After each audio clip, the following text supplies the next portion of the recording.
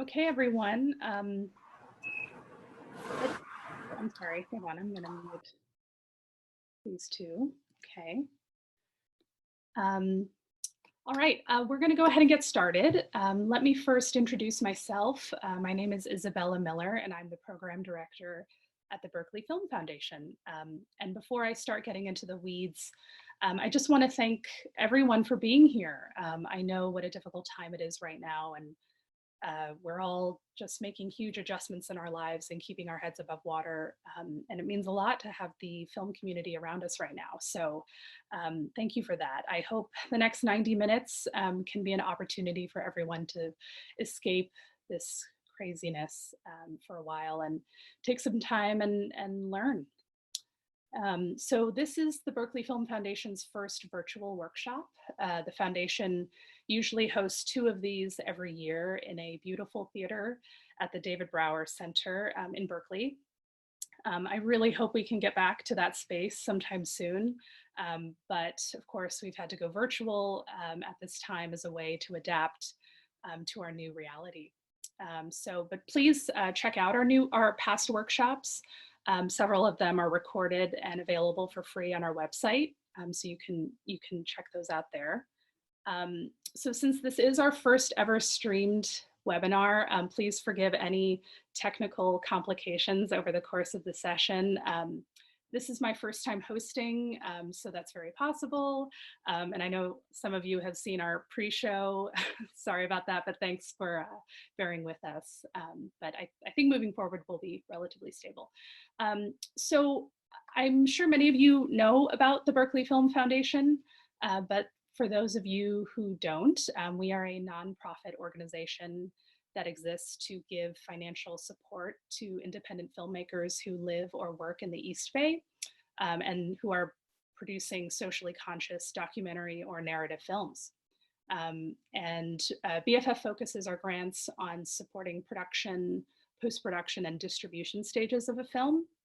And since 2009, the foundation has given away $1.7 million towards these local projects and in partnership with the city of Berkeley and others. So that being said, our grant cycle is now open and we are taking applications through May 18th. Just go to our website, berkeleyfilmfoundation.org, and click on the Apply tab, and it'll take you to our submittable page that will outline all of the eligibility requirements that you can review. And we are highly encouraging students to apply, and we are trying to be flexible given all of the changes in our world now. So please pass this on to friends, colleagues, people in your network who might be interested in applying for a grant.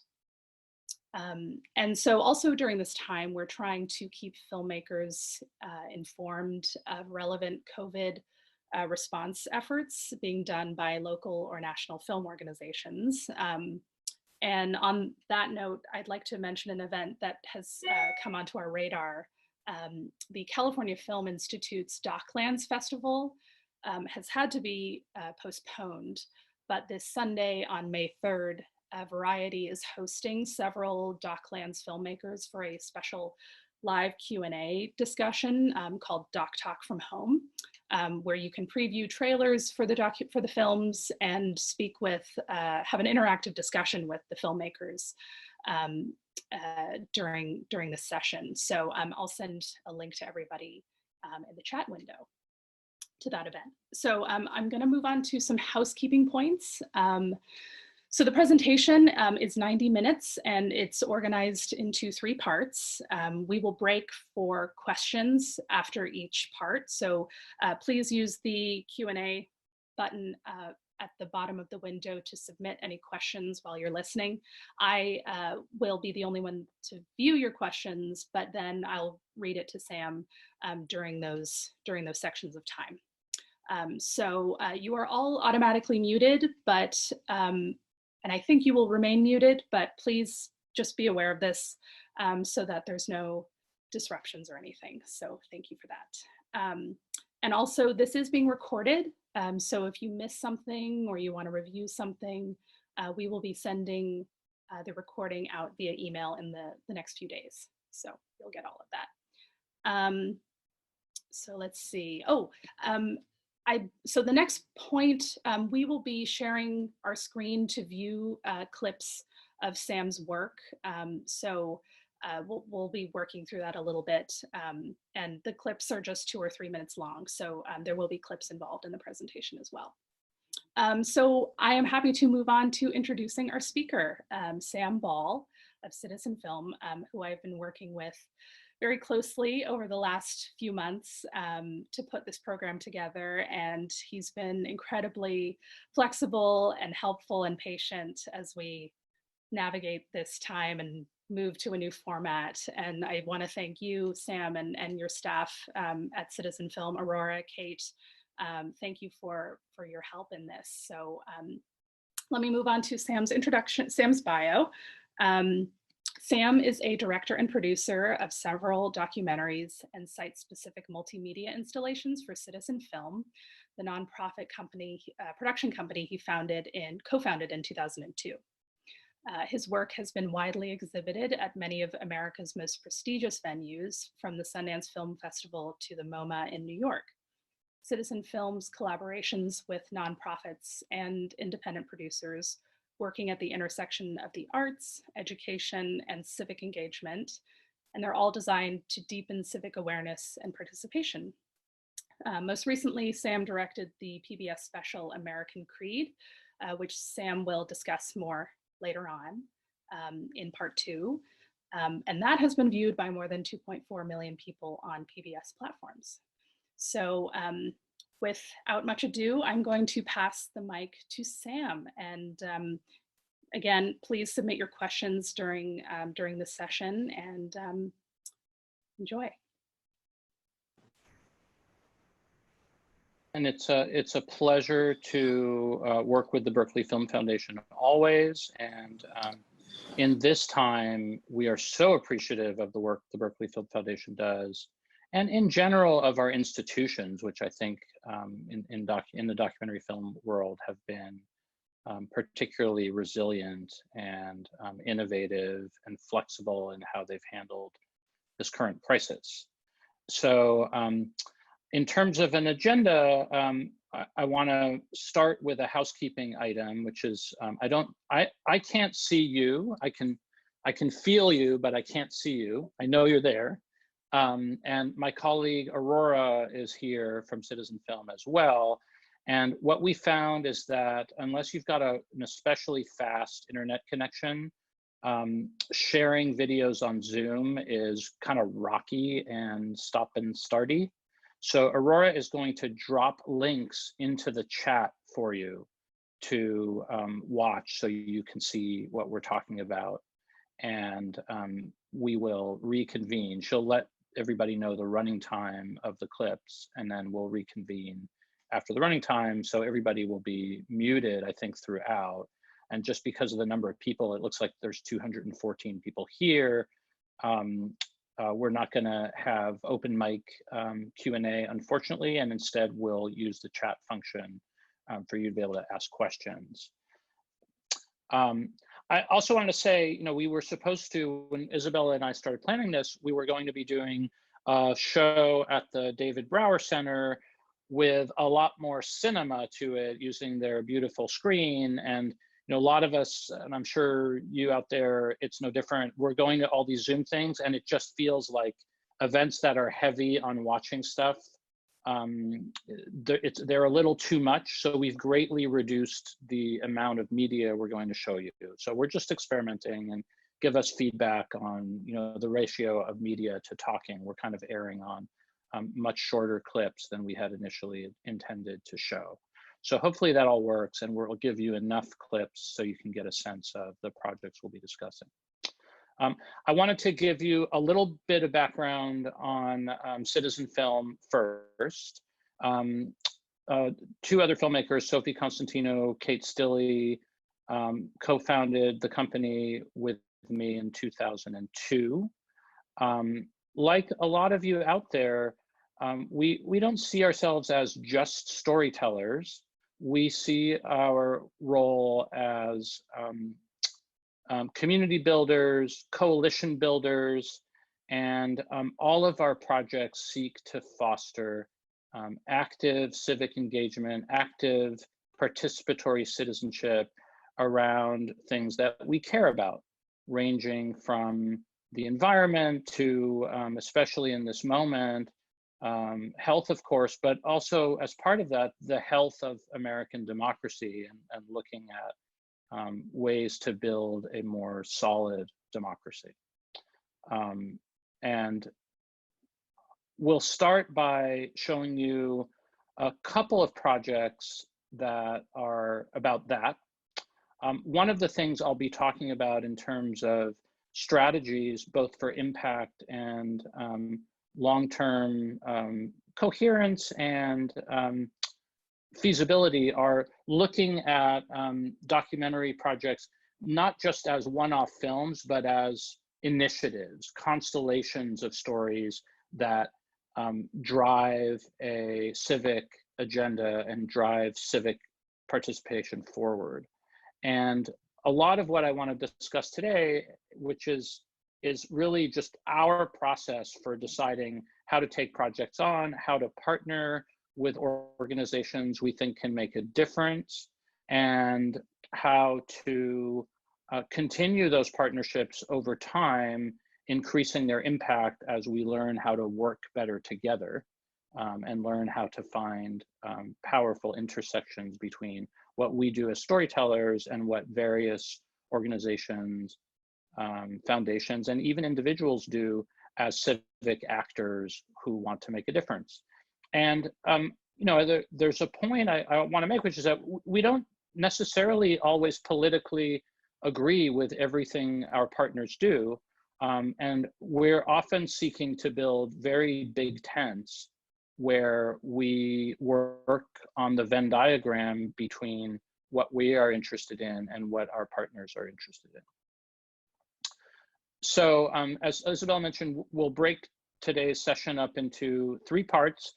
These are just examples of citizen film initiatives, and they may spark something in terms of what you're working on, and we'd certainly love to hear about that in the chat. And one of the things we were going to do at the Brower Center was pass out some treatments so that you would watch something and then think about how the partnership plan and the creative approach intertwine. We'll still try to do that, but we felt like it would be cumbersome to share big treatments with people. So Aurora might give you a little bit of a visual of some of our decks, which include treatments and public engagement plans as we go. And then afterwards, based on how today goes and level of interest, Isabella and I were thinking we could put together a little packet for you to share for those of you who are interested in reading treatments, maybe because it might help you with something you're working on. So that's it for housekeeping. I wanted to start by discussing an initiative that's typical of how citizen film projects often get off the ground.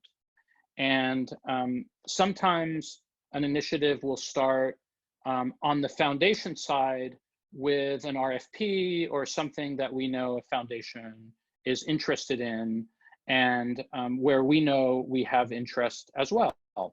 So a little bit of background on a project. It's an ongoing initiative called What We Carry With Us, where we invite young refugees who are in the United States to curate objects that have special meaning to them.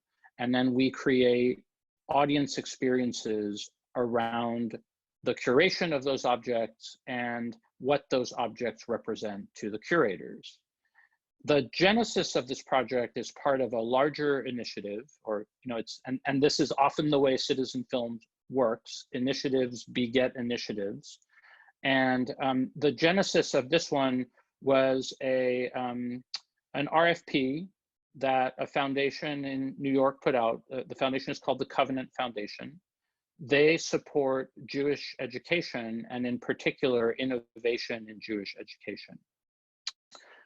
We do a lot of work in the humanities, and we looked at the RFP, and we put together a team of Jewish studies professors from around the country, people we thought were doing really interesting work.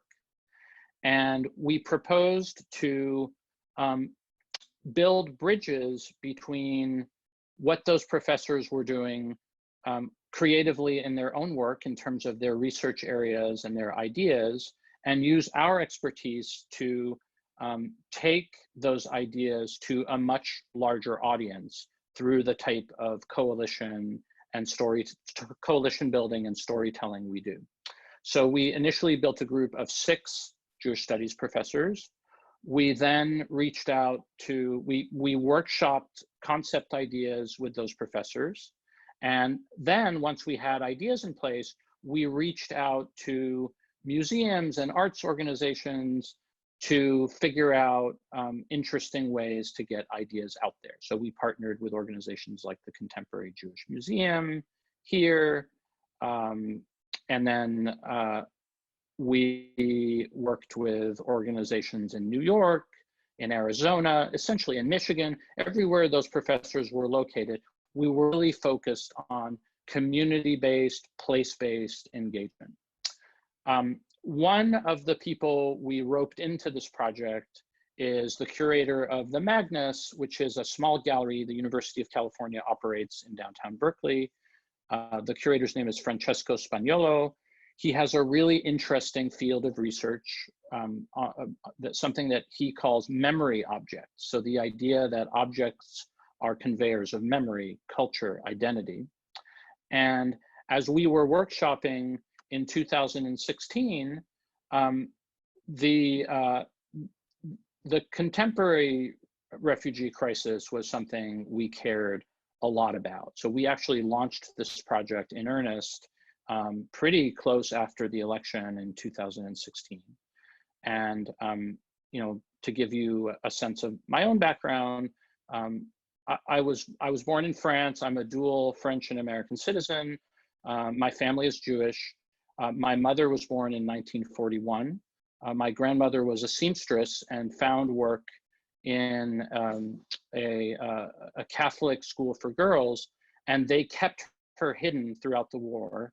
And a French farming family kept my mother and my uncle hidden, and that's how they survived the war. My grandfather did not make it.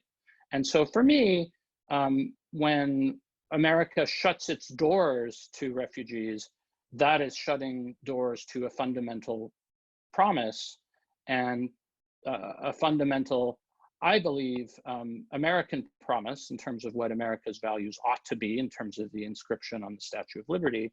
So this in late 2016 is something that, you know, I really amped up in terms of my concerns. And we found a really great partner in the University of California, and the foundation was willing to go with us in what can be a controversial area in Jewish studies when you are discussing Jewish experience in relation to, and Jewish studies content in relation to the current refugee crisis, which disproportionately affects Muslims around the world.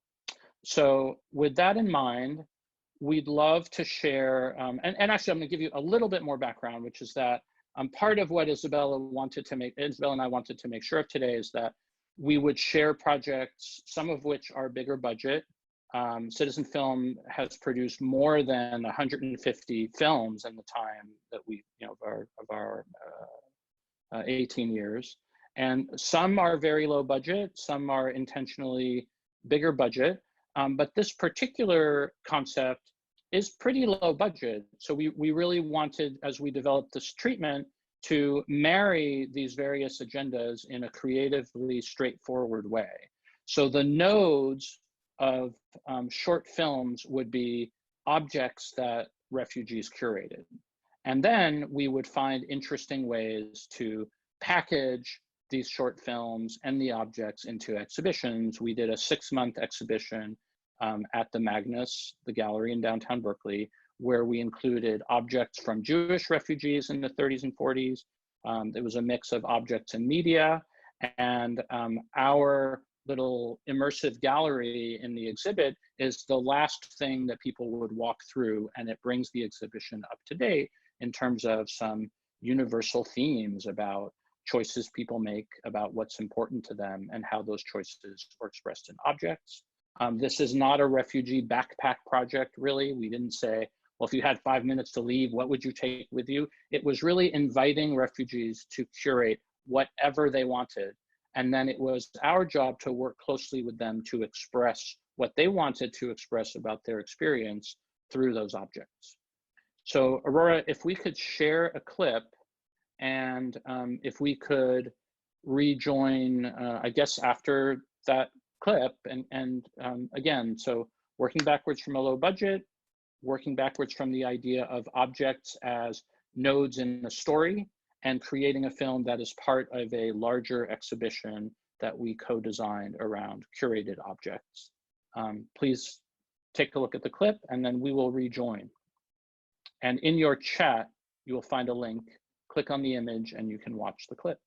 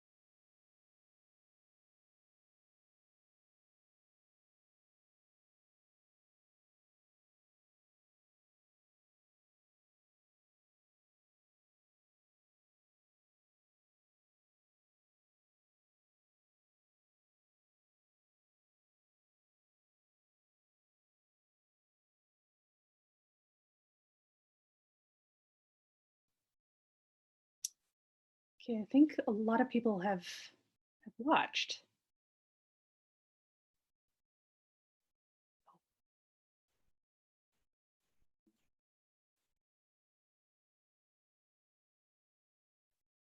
There you go, Sam. Sorry. Oh, great, thank you. So the downside of the way we're doing this is I can't actually see the clips at the same time as everybody else.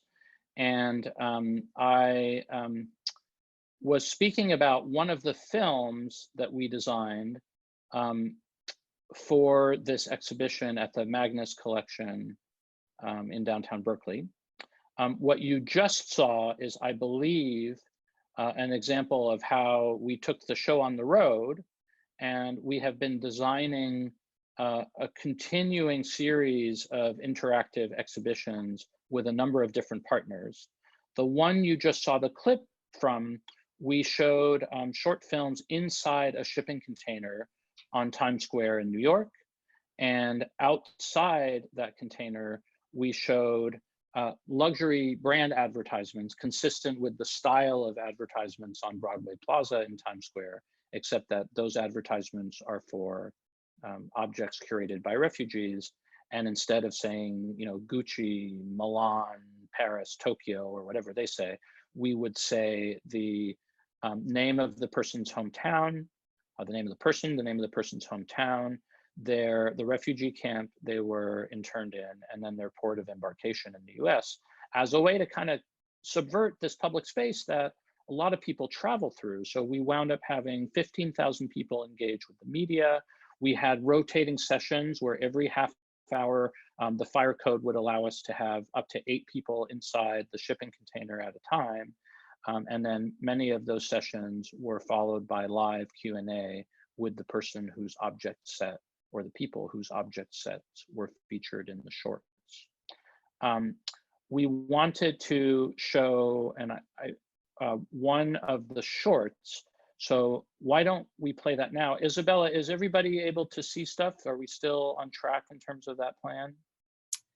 Yeah, if you want to share anything with your screen, or Aurora does, she should be able to, or you should. Okay, great.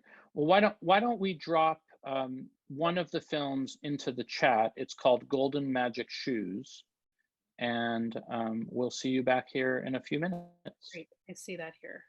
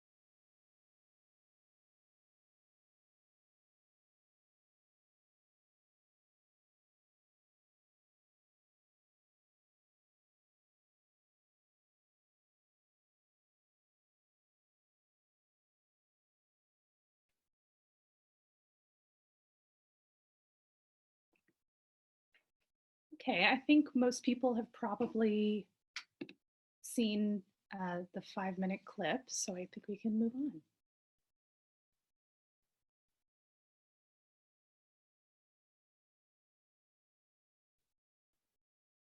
Okay, and we're back with you. Most of us are filmmakers in this room, so Isabella and most of us are independent filmmakers. So Isabella wanted to make sure that we talked about strategic partnerships and funding and the relationship between the two. And this project is typical of many citizen film initiatives in that we're constantly looking to widen the tent. So sort of thinking longitudinally about impact, and then thinking as we go about how to rope people in based on shared goals. So as I mentioned, this project started with an RFP that was put out by a foundation interested in Jewish education. By partnering with the Magnus at the University of California, and as part of that, organizing student workshops, working with refugees who are students, working with students who are not refugees but interested in the topic. We were able to put together a workshop and secure funding from Digital Humanities at the University of California. We were able to secure exhibition funding from the University of California to design an experience. And then over dinner one day with Amar Bakshi, who's an artist based in Brooklyn, we were thinking together about a project that he has organized, which is to outfit shipping containers with immersive, interactive video chat capability. And interestingly, in some refugee camps, these solar-powered shipping containers that Amar designs are a lifeline to the outside world. So in a place with frequent power failures, these shipping containers are used for refugees to be able to communicate with loved ones and friends, and also with agencies in different places. But it's particularly effective for bringing people into a shared space in an immersive way. And one of the projects that they were embarking on had gotten some funding from the city of New York. And so we were able to partner on this shipping container installation and use their technology to facilitate video chats, use our skills to show videos inside the shipping container, which is something Amar had never done with this installation before. And it's meant we are continuing to explore collaboration in different ways. So a really pretty typical example of how citizen film sort of will rope partners into a coalition around a particular issue. We were able to apply for a National Endowment for the Arts grant, which we received from in a partnership with the Jewish Community Center of San Francisco. So we were supposed to be installing a shipping container inside the atrium of the JCC, and we are now exploring ways to retool that for this possibly extended period of confinement. And so, with a project like this, I think it lends itself to interesting ways to be able to create, for example, Facebook Live events where we'll show media and set up chats with the young refugee storyteller curators that we are working with.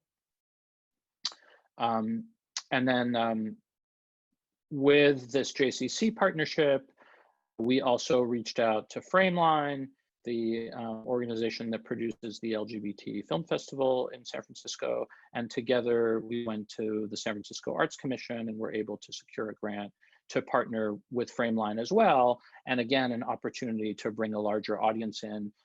We are really interested in building intersections between community groups. So the ability to reach out to the Jewish community, the LGBT community, and of course, those two communities overlap.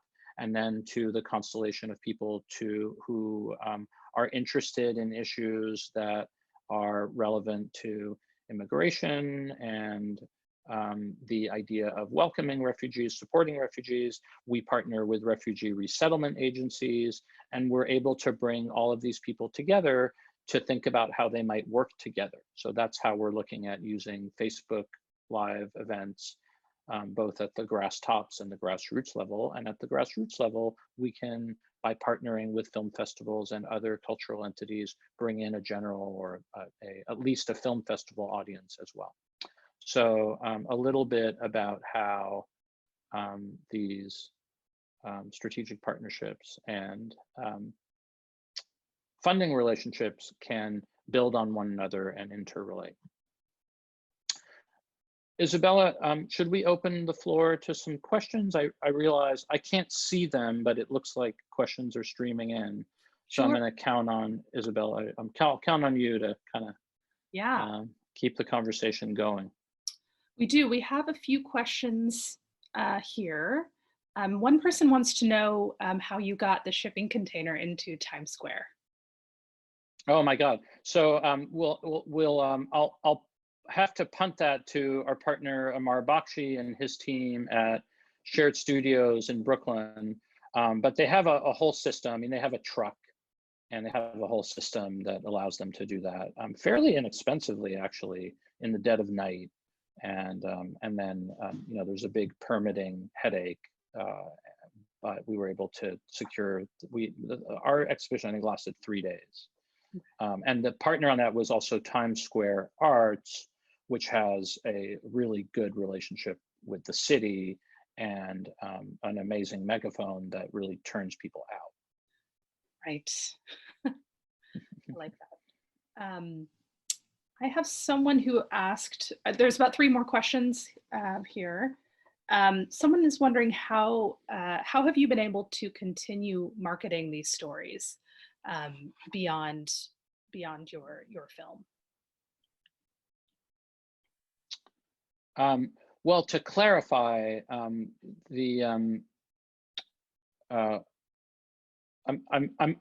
little I'm struggling a little bit with the question. So, how are we able to market which stories? The stories of refugees. Is that what the person is asking? Mm-hmm. Okay. So, well, our work is on this project, or initiative in particular, is centered and will continue to be centered around events. So creating, whether in the case of the Magnus exhibition, it's a 6-month-long exhibition that I think it went up in May 2019 and went down, or the latest one went up in May 2019 and went down in December 2019. So really utilizing the university and the Magnus's outreach mechanisms in place to turn people out for that. Something like what you just saw on Times Square is a really intensive, like 3-day push, relying a lot on the footprint of Times Square Arts to turn people out. And also a lot of the work we do is in public space. So you don't really need to turn people out on Times Square. You just have to catch their eye, which these videos do.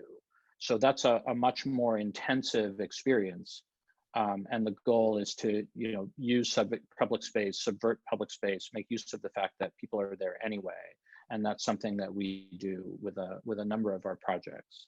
So in the case of this initiative, all of the outreach is focused on these moments in time, these experiences that are locked in time. And with this project, you know, it's always that balance of, we haven't wanted to, for example, make the films permanently available on the internet, because it would diminish the impact of these events, which are also opportunities in the run-up to those events and in building the outreach plan for those events to bring partners together who are working on similar issues, but maybe have never worked together intensively before, such as that example of convening Jewish activists, LGBT activists, immigration activists to work together on a project. And that a bit of our theory of change is that bringing these people together around like exciting arts-based experiences, documentary story-based experiences, can foster long-term collaborations. And we've seen that happen over time on a number of our ongoing initiatives. Got it. I have several questions coming in now as we discuss this further. But someone's also wondering how you found your characters, and also what the budget was for for the 5-minute piece of Magic Golden Shoes.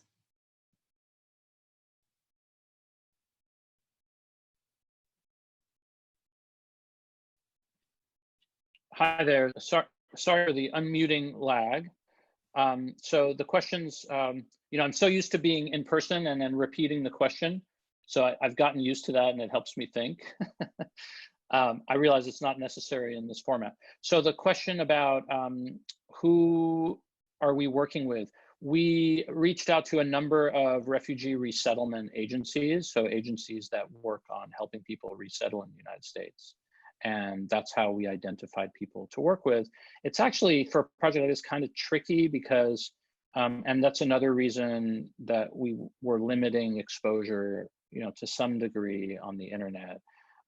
Sometimes it's not, the group that we recruited partly because they're very interested in being advocates for other people around the world in a dire situation. By choice, we worked only with people who are in the United States with legal documentation because we didn't want to put them at risk, our participants at risk. And also in terms of, we feel like you only get to convey a limited number of things to an audience. And, for example, one of the reasons we're interested in Times Square is it's not a real like deep blue part of the world. It's like the mix of people on Times Square is really pretty incredible and includes tourists from all over the country. And we wanted to get people thinking, as with a lot of our other projects, well, what should America's ideals be? And how does the question of people being forced from their homes around the world fit into this sense of American identity and American ideals? So we wanted to make sure that we could appeal to the largest group possible, including Trump supporters.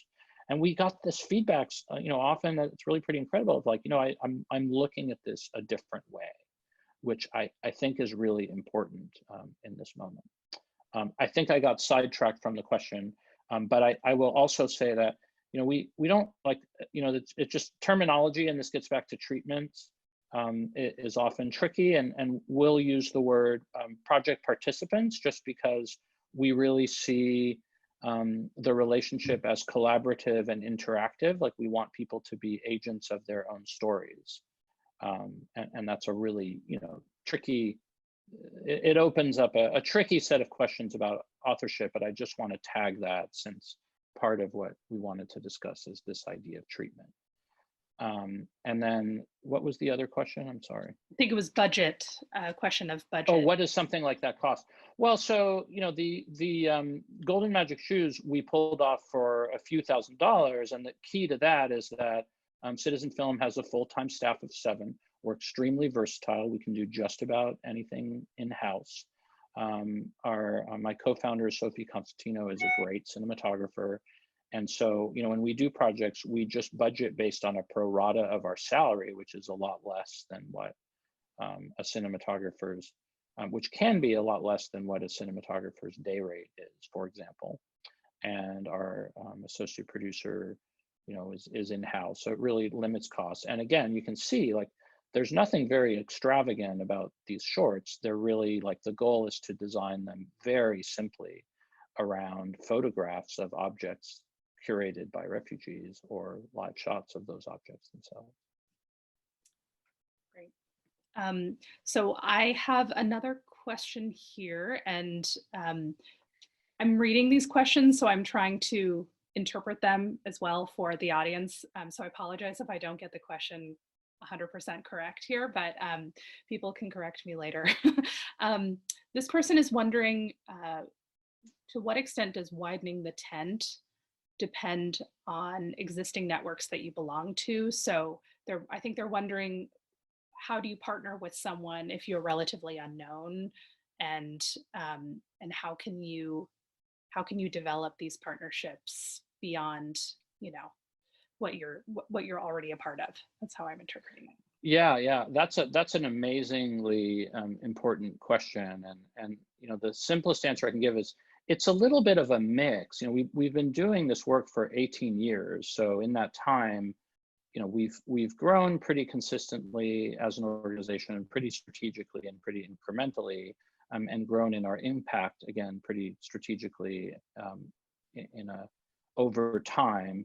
And a lot of that has to do with building relationships over time with exhibition partners and outreach partners, and building relationships with institutions that are working on issues we care about. But it's a mix. You know, with a project like this, I didn't know any refugee resettlement agencies before we started. So, you know, what takes a lot of time, and I wanted to make sure that we focus on, you know, what we can all do during this period of confinement. It does take a lot of time, like in that instance, having never worked with refugee resettlement agencies, to reach out to them. For example, the fabulous refugee resettlement program at Jewish Family and Community Services East Bay, which does amazing work helping LGBT refugees in particular resettle. You know, those relationships are new. And so, you know, you really spend a lot of time explaining your goals, really relying on the expertise of your partners about, you know, I can't claim to know all the risks that a person would have who's a refugee, all the risks to their family back in their home country. So it's really important to take the time to develop these relationships. And some of the institutional relationships are in place. The relationship with Francesco, I mean, I knew of his work and always respected his work. And it turns out he knew of our work and liked our work as well. And we'd both done various shows at the Contemporary Jewish Museum, for example, but had never partnered on a show together. And so I happened to be in the Contemporary Jewish Museum one day and saw something he had done where he had collaborated with an artist where to kind of, he wrote texts in like wall text in relationship to an artist's rendering of a Passover Seder. And I really liked that exhibition. So I reached out to him and said, hey, let's brainstorm how to work together. And we just started brainstorming based on what we had going. And so pretty quickly we came to, well, we were interested in working with Jewish studies professors because of this RFP from the Covenant Foundation. And this idea of memory objects had been a lifelong concern of his. We were concerned, both of us, about the ramp up in kind of anti-immigrant rhetoric. And so, you know, we pretty quickly came up with a way to marry all of these agendas, shared agendas and opportunities. But we had never sat down and talked before. I don't even think we'd ever met before. We were just vaguely aware of one another.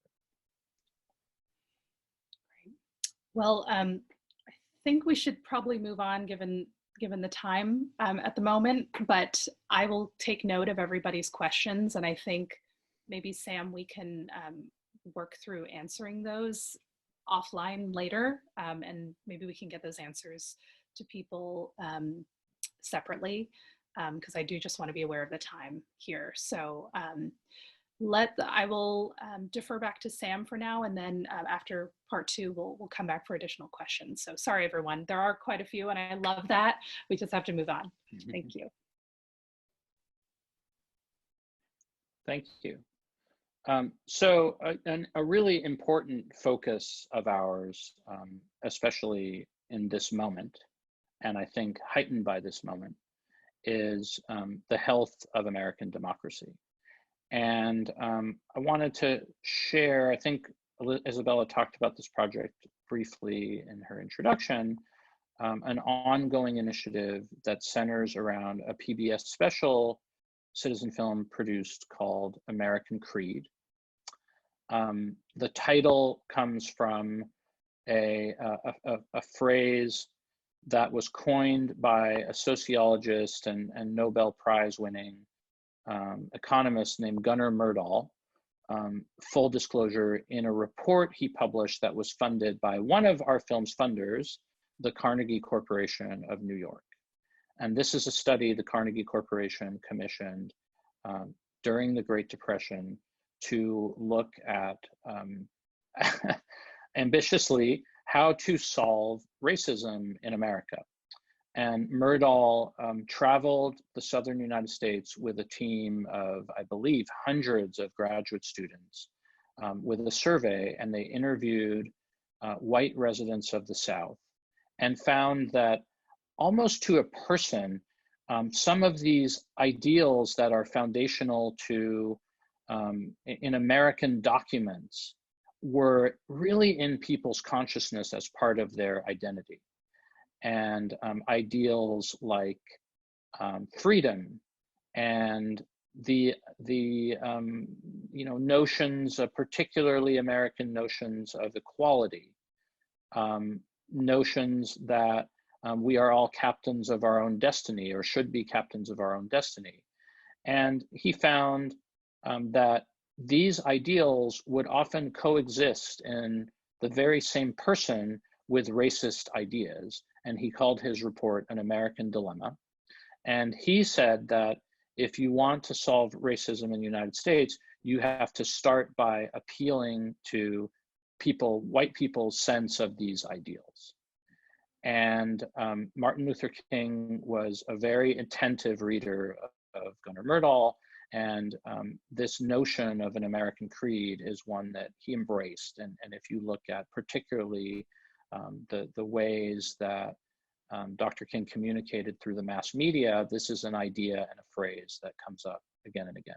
So that's the title for the film. The genesis of the film comes from a series of conversations that two Stanford professors were having with one another.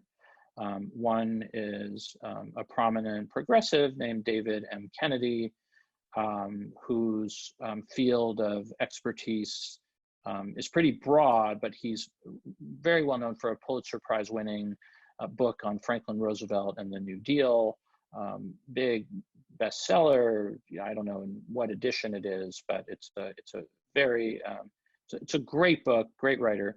And he, for many years, has been friends with Condoleezza Rice. And in fact, I believe David signed Condoleezza Rice to her first job at Stanford as a baby political science professor, way back when. And so the two of them had been talking and increasingly concerned about political rhetoric and the health of American institutions. And we're kind of looking at each other and saying, well, is there a better way to talk about the issues that Americans care about than the way that we're doing it now?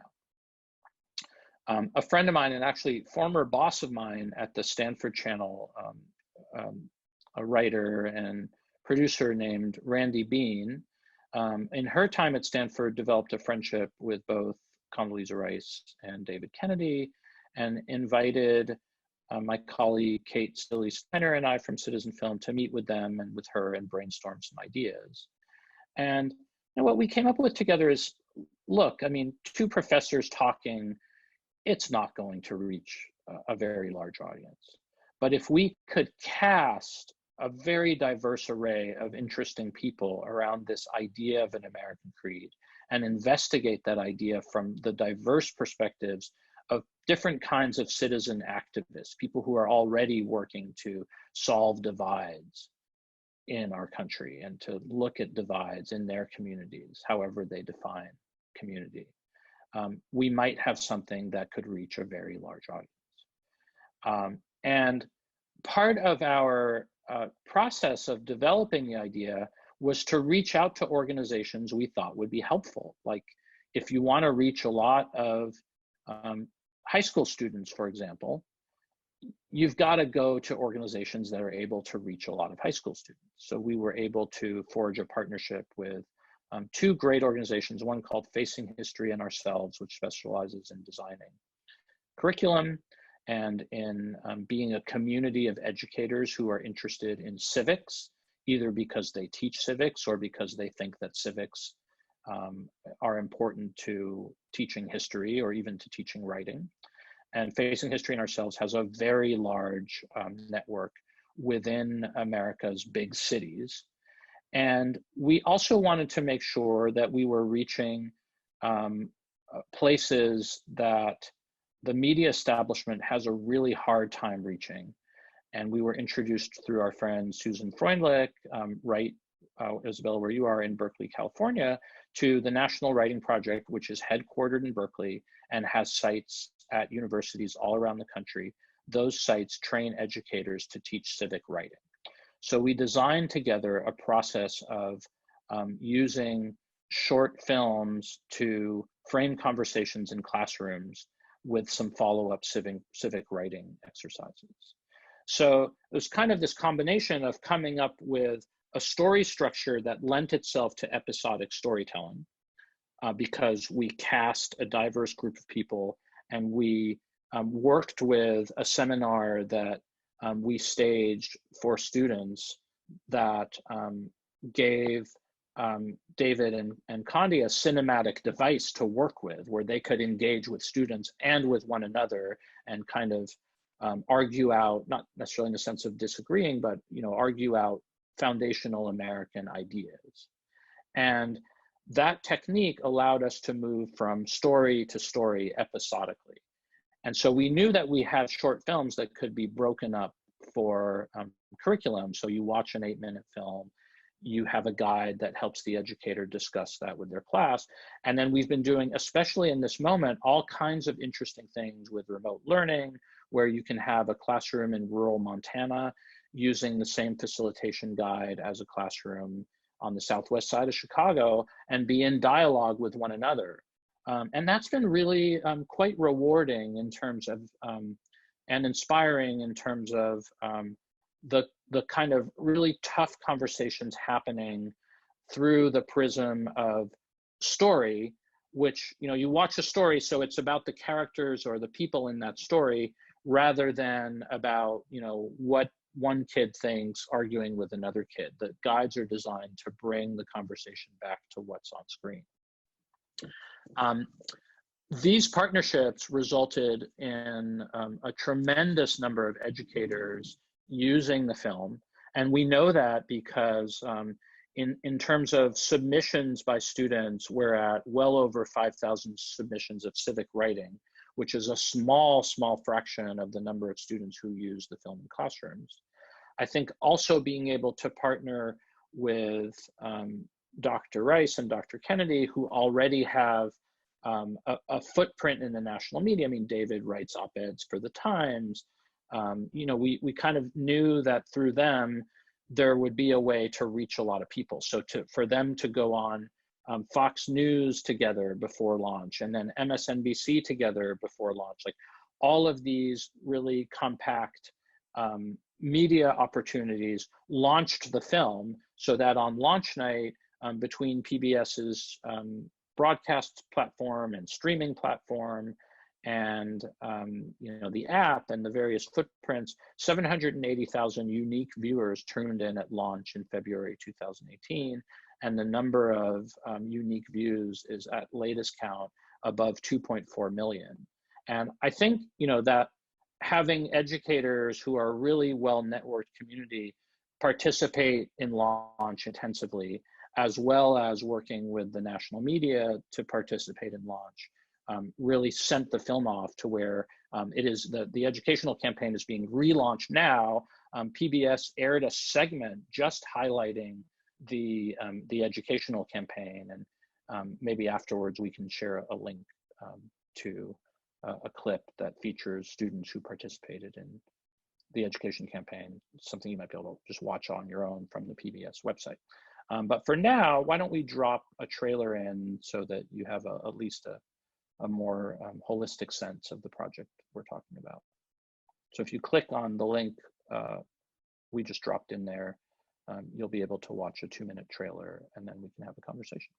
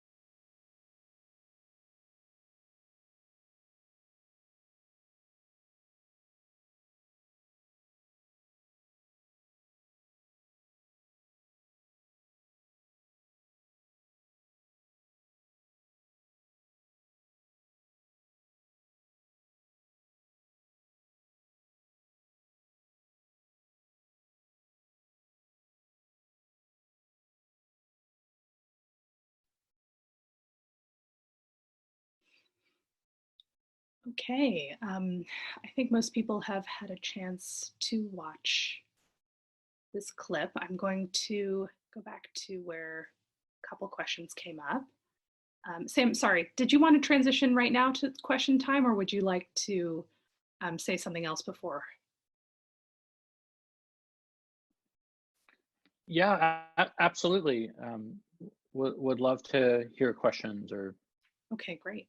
I can't hear people, but if you yeah, Sure, just let me sure. know. That's fine. Okay.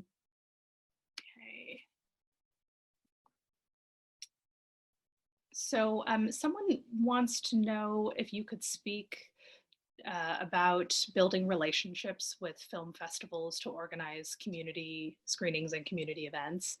Um, and they go on to ask, are you calling up existing relationships that you've had for a while with directors or programmers, or are you building new relationships along the way?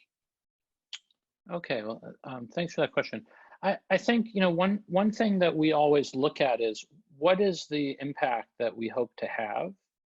And for the project I just showed, we definitely called on a couple of relationships with film festivals, but that really wasn't our primary focus. Like, if you want to reach a lot of high school kids in Arkansas, there are film festivals that can help, but those film festivals aren't the best return on your time investment necessarily.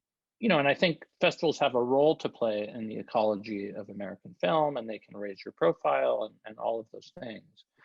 But with American Creed, we really wanted to get the film out as fast as we could, and didn't want to go through a protracted film festival timeline, because that audience, while we certainly love film festivals and think their audiences are important, and a lot of them do really innovative and interesting things in terms of community outreach and building diverse audiences, we didn't really feel like we had the luxury of time for a long rollout like that. So our goal there was to try to get all the pistons firing at the same time. And again, like, to toggle to the question of funding, the believe it or not, like, the lead two funders, or really three, if you package the California Humanities, a great Berkeley-based organization, into the mix. Directly or indirectly, we received a pretty substantial amount of government funding to put the film out, and to put the film out to a lot of people, and to do it quickly. So in total, something like $1.2 million between the Corporation for Public Broadcasting, the National Endowment for the Humanities, and other government sources of funding, that really allowed us to have a really big impact. So for this film, festivals just didn't feel like the top priority in terms of strategy. Now, I just mentioned, with the project we showed first, our ongoing initiative, What We Carry With Us, a Refugee Story Lab. We certainly think festivals are going to be really important partners in this outreach, and we've already done some really exciting work, I think, on this with the Jewish Film Institute, where they were able to set up a partnership with KQED to do what's called an OV, which is a platform developed by another public media funder, ITVS, in order to bring large audiences together virtually. And a lot of what we're doing in this time, because we can, is really focusing on how do we create virtual experiences for people, intentionally curate audiences. And I think film festivals can be an important part of that ecosystem. I mean, I've been doing this for a long time. So yes, I am calling on existing relationships more often than not, but that wasn't the case at the beginning. So, I think there's a role to play for just showing your film to film festival programmers, but doing it in a way that's really intentional about the impact you want it to have. So, if you want to reach people in rural America, for example, start looking at film festivals in rural America. If you know that LGBT plus people will be particularly drawn to your work and you really want to engage that audience, there's a great network of film festivals that you can go to. And so, and then in terms of profile, yeah, I mean, there are certain film festivals that can really help with a launch, but I always feel like you have a better pitch to film festivals when they are part of a larger impact goal. And then the conversation is about, well, what are you doing about issue A, B, C, and D that we are interested in? And what kinds of community outreach are you doing? And how does that dovetail with our community outreach plan for this project? And I think that's how you can really grow your impact, but I also think that makes you more attractive to film festival partners, because often there's a Venn diagram between their community outreach agenda and yours. Great, thank you. I have another filmmaker here who wants to know, how did you forge the connection with PBS? And at what point in the process did PBS greenlight the project? Yeah, that's a great question. So, we've worked a lot with KQED. We've worked with KQED as a national presenter. And the PBS system, it's really interesting for a project like this because it's both a national network and it's a collection of 350 individual stations that all have really deep and long-standing community ties. So in a project like ours, where we wanted to reach parts of America that, some films just can't quite reach because of the way the outreach plans are designed, PBS was a really great partner, and we were able to give each station tools that it could use to do its own local outreach. And I mentioned Facing History and Ourselves and the National Writing Project, but even at the treatment development phase, we were already reaching out to all kinds of civic organizations that we thought could reach audiences all over the country. So we were intentionally very diverse in that plan. Just the way it worked out, we approached, you really, in our experience, not just on this project, but others too, it's really helpful to have a station that carries the ball in terms of communicating within the PBS system and getting the right buy-in within the PBS system. And again, like that comes back to sometimes just having an outreach partner that really understands the institution that you want to partner with and that understands how that institution is best able to engage the audience that the project is intended to reach. In this instance, one of the people that we cast for the film, one of our on-camera participants, was at the time the manager of the Chicago Cubs. And the reason we cast him in the film is that he had launched, his name is Joe Madden, and he had launched in his hometown a project that was designed to push back against an anti-immigration ordinance that was never implemented. The ACLU challenged it right away, but it really brought out some pretty difficult stuff about a place that Joe, really loves and goes back to, and comes from a mixed Italian and Polish family, immigrant grandparents on both sides, coal miners on both sides who came to that part of Pennsylvania because the wages in the coal mines were slightly better than the parts of the world they were coming from. And, as a Major League Baseball manager and as a baseball person for many years, he works with a lot of different people.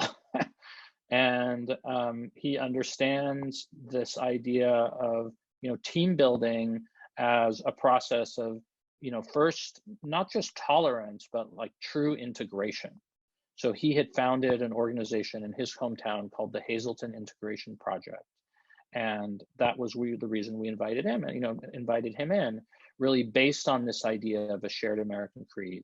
And the pushback that he was experiencing, that the town was experiencing from a lot of longtime residents, was around Amazon opening a plant and people coming from Philadelphia and New York to this still pretty rural, coal mining part of Pennsylvania, and working and being visible and bringing their culture in and starting small businesses, working at an Amazon plant that had popped up there.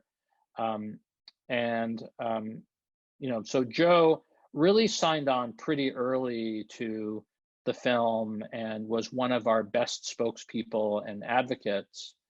And so naturally we reached out to WTTW, which is the flagship station for Chicago, since Joe happened to be managing there. And then we got really lucky because he won the Cubs their first World Series. I mean, not he alone, the team won its first World Series since 1918. And so many Chicagoans just idolized Joe as a result. So it was kind of like, the executive producer at WTTW said, "You had me at Joe Madden." He hadn't even watched the film. And then we did show him a rough cut, but they came on board very enthusiastically. And again, like, it all comes down to relationships. Dan, our executive producer, who was the executive producer at WTTW at the time, was just a great partner, great communicator, great advocate for the film within the system, brokered a relationship with CPB, and then brokered a relationship with PBS. So we went to PBS and their fabulous public affairs team and decided to go through public affairs rather than, let's say, independent lens, again, because of our outreach goal. And, and then there's this kind of dance where, well, CPB is interested, and then you meet with PBS, and then CPB says, well, PBS is interested, right? And they're like, yep, they're interested. And until you finally get everybody in the room to agree. So it's a negotiation for sure, and it's a little bit of chicken and the egg. But once you get past, I think, the first really important step, which is to find a willing executive producer with really deep knowledge of the system and great relationships within the system. Great. There's several more questions, and it sounds like, Sam, you and I are going to have to do quite a bit of work after this is over to answer everyone's questions. But given the time, I think we should move on. There is one about Condoleezza Rice that I wish we could get to, but it'll, again, have to wait. But so I think we're going to move on to part 3 in the time that we have.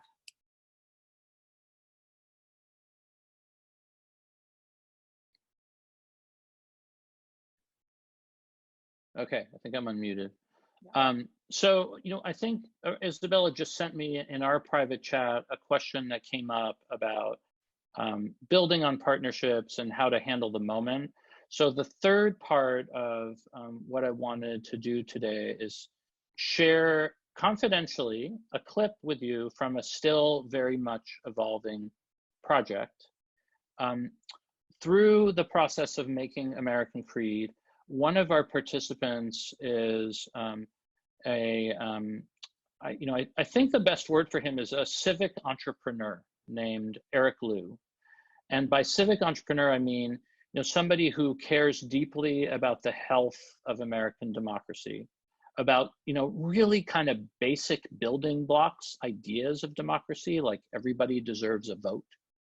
And then some loftier ideals about equity and opportunity, and just a sense that we can build very broad pro-little d democratic coalitions, and that is really the key to navigating this moment.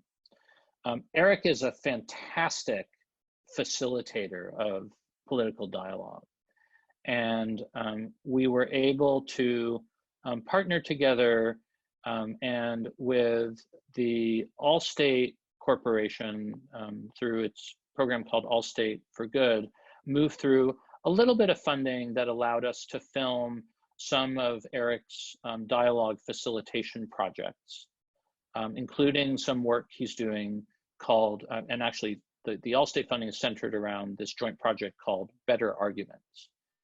And we are working on developing a public media project that centers around this idea of fostering better communication, with the goal not of trying to win people over to one side, just capitulating, but rather this idea of like, can we build consensus around a very narrow set of shared little d democratic values that will then allow us to have challenging discussions and restore, I don't even like to use the word restore because it implies that somehow there are good old days when everything was fine, which I don't think is true.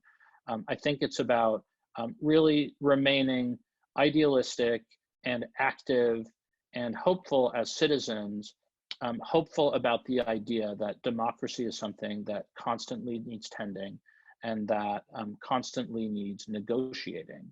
So I think Eric's work around this is really important.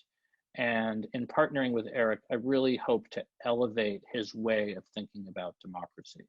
So I wanted to share now a rough clip that is based around some footage that we were able to capture at a dialogue session that Eric facilitated between longtime, mostly African-American residents of Detroit, community organizers, everybody from block captains to organizational leaders, to community-minded entrepreneurs on one side of this argument, and newcomers to Detroit on the other side, mostly white, mostly millennial, mostly tech entrepreneurs who have really changed the fabric of the city.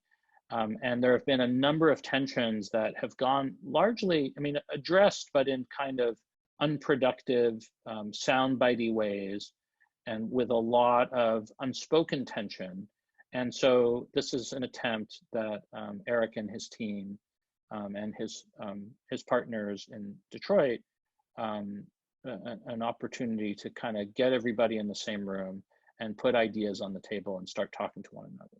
So here's a really like insight into an initiative that is still very much in its infancy.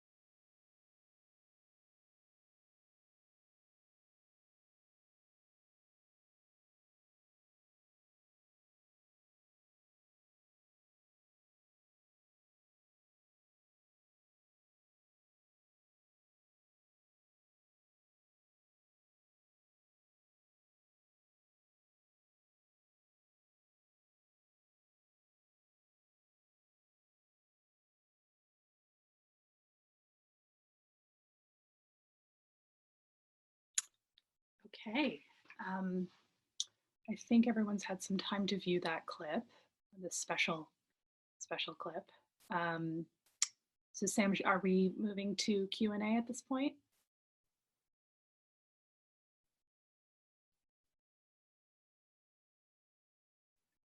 Yeah, just a moment of context. First of all, this is for your eyes only, and Aurora's going to delete the clip after we talk, so don't be surprised if you can't find it. This is very much a nascent project, and I really love it when an on-camera participant who's also, and we look at our on-camera participants this way as strategic partners in terms of audience engagement. I love it when a relationship can deepen and evolve, and that's been true of many citizen film projects and initiatives. And we're really using this moment of confinement when we just have more communication time available to us. I mean, we were going to be in production traveling through most of May and June and are now, here at home. But the opportunity is to really do some outreach and think about how to move the ball forward. So I'm still hopeful, for example, that Detroit, will heal and be open, and we can film as we plan to do in September now. But in that meantime, we're reaching out to people and thinking about interesting things we can do. So we're in conversation, for example, with the Stanford Design School and helping us think through a collaboration where they have a project called Voting by Design.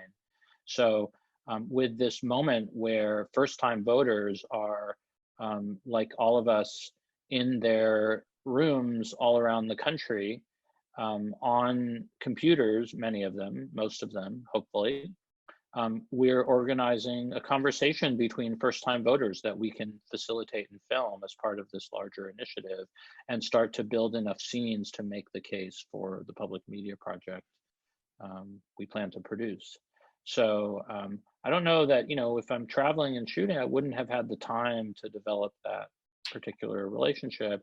And creatively, it's been really interesting to think about remote production design and how do you film with an 18-year-old where they have agency in how they're filmed and their surroundings, as we're doing these casting forays, somebody in her home in Kentucky or in Atlanta or in San Francisco. Like, there's no geographic distance now. You can make a film with people everywhere around the country. So, while the moment is challenging, I think there are a lot of exciting opportunities that we have, both in terms of the time to build good strategic partnerships and the time to try things cinematically that can stay with us post-COVID. Like, really, our approach is we don't take anything on that we don't think is useful in the long term when there isn't a pandemic. Like, if we can figure out a cool way to use screens in people's homes to light and do set design and tell a story and engage people in dialogue cinematically to our satisfaction, that's a win that will last well beyond this moment. So, this initiative that is, in some ways, I think Eric's called it like a depolarization initiative. Again, not about convincing people to give up their ideas, but convincing people that being part of the same democracy is a good idea. So it's really an opportunity to do some thinking and work backwards from that to develop strategic partnerships that can move the ball forward. Great, thanks, Sam. As we now open it up for more questions, I'm going to go back to one that came up about 15 minutes ago, but I think is relevant to what you were just talking about, which is Eve wants to know, to what extent do you think you're speaking to the choir, and to what extent do you think you're reaching substantially new audiences that might not agree with your point of view, at least before seeing your film? Yeah. Well, first of all, I think choirs are really important, and really big choirs have really big sounds. So I think sometimes there's this false dilemma between really being part of a coalition and playing a certain storytelling role within that coalition. I mean, I love the idea of deep stories and, stories that are foundational to who we are, being important in movement building. So I think, first of all, I want to sort of say, sometimes I think we set up false dichotomies between choirs and reaching beyond that. So that's point number one. I mean, with a project with American Creed, we know that we were able to reach into red states through our partnerships, blue states, purple states. The Traffic to Facing History's website, for example, from deep red states is pretty, it's a really big spike. And we even worked really hard where there's skepticism about PBS to make sure that the film, if you go to americancreed.org, we negotiated the full film streaming from that site, knowing that certain people would be turned off by watching something on pbs.org or even over the air. On the other hand, in many parts of the country, in many rural parts of the country, if you don't have the money for a cable subscription, you can still get PBS over the air. That's your only television you can watch. And so, the numbers support, the Nielsen data supports that we were able to bring in, at least geographically. I mean, people don't tell Nielsen their political affiliation, but geographically, we're able to reach an extremely diverse audience. And that most likely means an extremely ideologically diverse audience. Okay. Similarly, Noel wants to know, do you think shared common understanding is still possible in the age of fake news? Do you still believe in seek a truth in your projects? And how do you do that? Wow. Yeah. That's getting really meaty. That's a really tough question. You might have to say it for me again, because I can't see the question. Sure. Okay. Do you think shared common understanding is still possible in the age of fake news? Do you still believe and seek a truth in your projects? And how? So yeah, absolutely. I do believe that shared understanding is possible in the era of fake news. I mean, I feel like, we see it all the time. With American Creed, I had a great experience, which is that because PBS agreed to show this segment on the education campaign, I went to a school in rural Montana, and there is a Confederate flag flying right outside the door, basically, to the school, because a neighbor across the street thought that would be a good idea.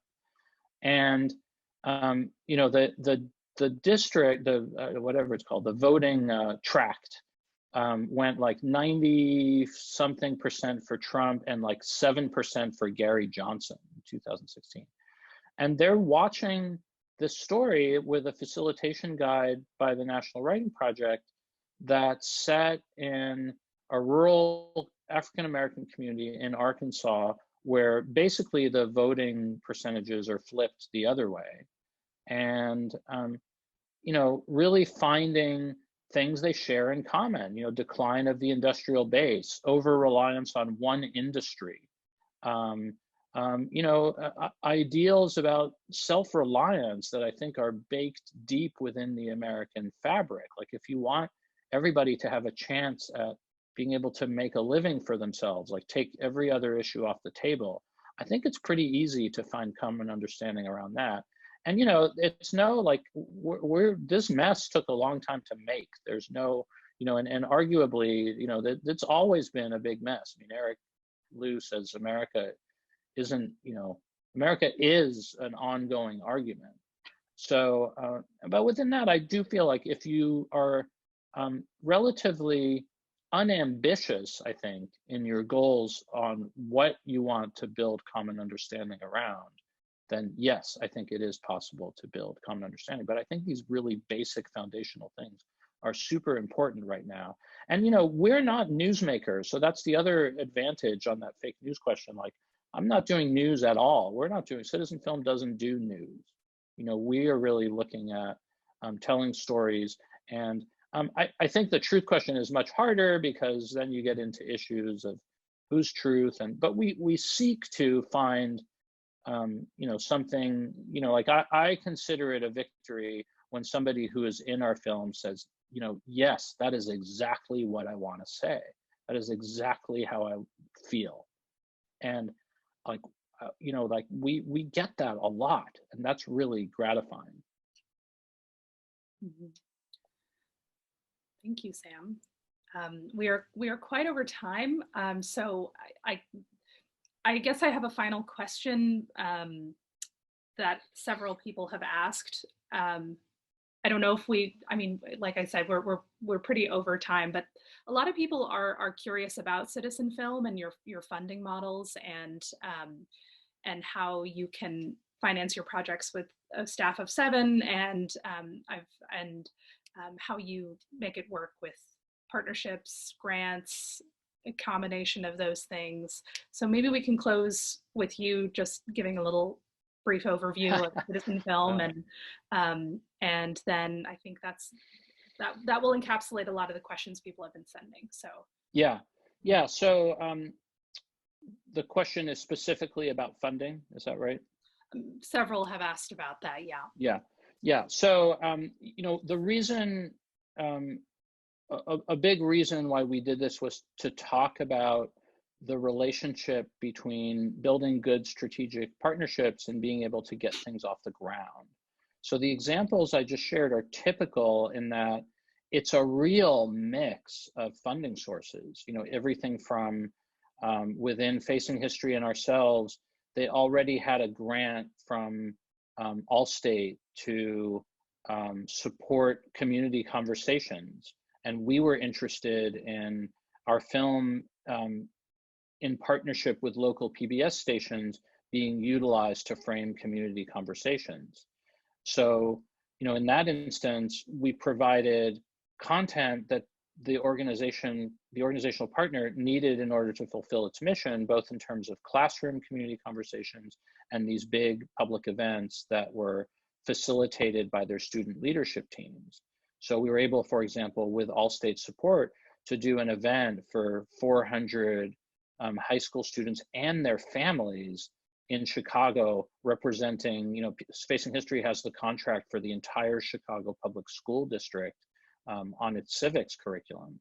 So, that's a real example of, kind of finding where the partner is already working on something, already has a funding stream, and then we were able to go together and put all of our names on a Corporation for Public Broadcasting proposal, which then, of course, allowed us to really amplify, the work we were doing, including finish the film, which is obviously a really important step.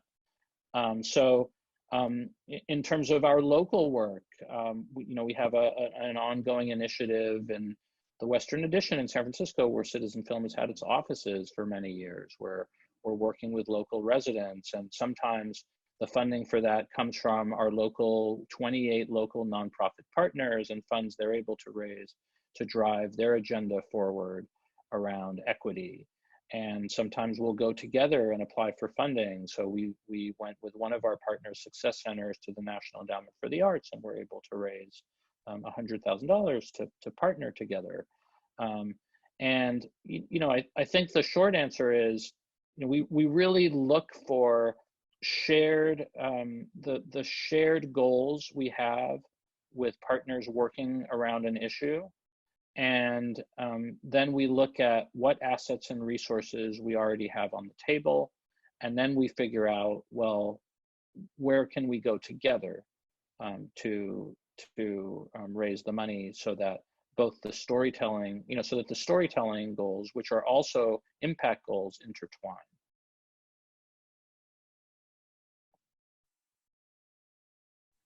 Great. Okay. And these relationships build on one another. So by that example I gave of partnering with Facing History, then set up an ongoing relationship with Allstate, which is interested in through their corporate responsibility, this idea of training youth to be civic leaders and training each and every person to be a citizen, so both a leader and a follower, depending on what the situation requires. So that idea very much fit within our Venn diagram of democracy building, and that relationship you know, has taken another step in the current partnership, the work in progress that we just showed. Wonderful. Thank you so much, Sam. I think that has to be the end. We are 20 minutes over our deadline. Thanks to everyone who has participated and submitted questions. This is definitely, I guess, a really difficult time for everybody, but also a fortuitous time for people to connect on things, learn things that they may not have learned otherwise. So I appreciate that opportunity through all of this. Like I said, we will make this recording available for people if you want to go back and review something that Sam has covered. We will somehow reconcile the links and the clips with the last one as an exception, and make those available to people as well. Thank you all for joining. And if you want to ask me any questions, my email is isabella@berkeleyfilmfoundation.org. And that will, you probably got a million emails from me. What am I talking about? But anyway, so yes, and thank you so much, Sam. It's really lucky of us to be able to include you and to have your insights. And to Aurora, I haven't seen you in a while up there, but thank you, Aurora, for providing such great service throughout the number of months. And you know, one of these days, hopefully we can do something else in person. Would be really wonderful. So okay, well, oh, there's some more questions that have come in. Oh, thank yous from everybody have started coming in. And like I said, I'll make sure that everyone gets their questions answered. So anyway, do you want to say anything else, Sam? I kind of cut you off. Yeah, just it's a pleasure to be with you all. We you know, really appreciate the time to be together.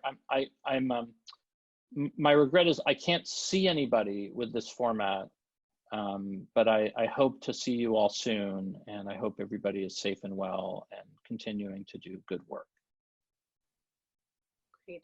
Agreed. Well, thanks everyone, and hope to see you at our next workshop. We wanted to see how this went before we plan the other one, so you'll hear from us on our next workshop. So, all right, thanks everybody. Thank you, Isabella. Of course. Bye everyone. Bye.